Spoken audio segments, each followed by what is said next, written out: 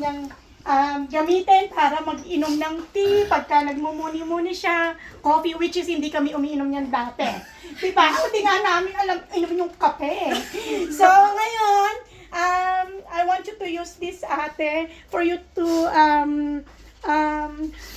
Remember. Remember na you already Look. successful enough before you came in Australia. Yes. Because of this. Oh, yeah. Another surprise. Okay? So, happy birthday, my dear Oh, sister. meron I pala. love it. Thank you. Ito yung bumuhay sa amin. Dito nakapagtapos yung mga kapatid ko. Naiyak ako, ha? Tissue, please. Hindi naman naiyak ako. Naiyak din ako. Happy birthday. Alam mo, Mari, pinipilit ko to. Wag yan. Ito nga, hindi, Mari. Alam ko yung ano ni ate ko. Alam ko na matutuwa siya rito. So, ngayon Naiyak naintindihan ka na rin? natin. Nakakainis kayo! Oo. Ay, pa naman kayo! Si Jabal nga nagtatago sa likod, oh.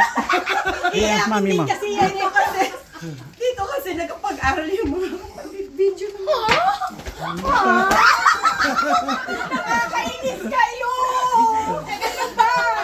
Kaya ba today? Kaya ba? Ano? Okay. Niloloko niya! Niloloko nga nito mga tulungan. Siraulo kayo, ha? Para daw wag kang umiyak. Ayan. The best ka, Mari. O, diba? Kainis kayo. Sorry. Oh, ate, ito pala. Wala pa. Kaya ba? Kaya pa ba? Kaya pa ba? Ah, sige. Diyan kay Kuya Glenn ka kaya. Ah, sige. Ako naman, ang na-appreciate ko kay Sister Lani kasi lahat ng mga birthdays, mga special occasions, talagang hindi mo na kailangang ano yun eh, hindi mo na kailangan sa big-bihan eh, na pusang loob siya na magbe-bake ng cake for someone. Yes. Yes. Special. Yes. Kaya para hindi na siya mahirapan in the future na mag-bake ng cake. Ito na mukha.